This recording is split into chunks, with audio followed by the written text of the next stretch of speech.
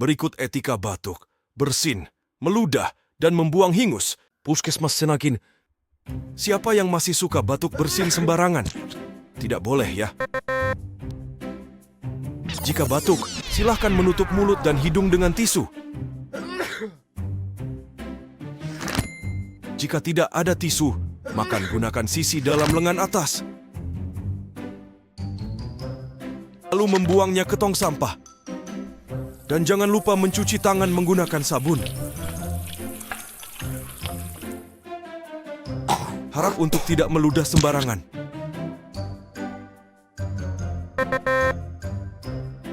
Silahkan meludah di tisu. Lalu membuangnya ke tong sampah. Dan jangan lupa mencuci tangan.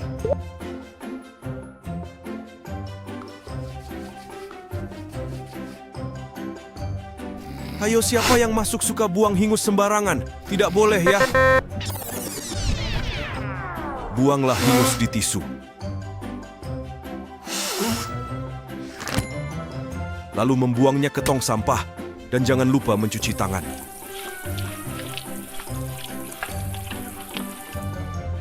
Jadi begitu ya etika batuk, bersin, meludah dan membuang hingus. Terima kasih.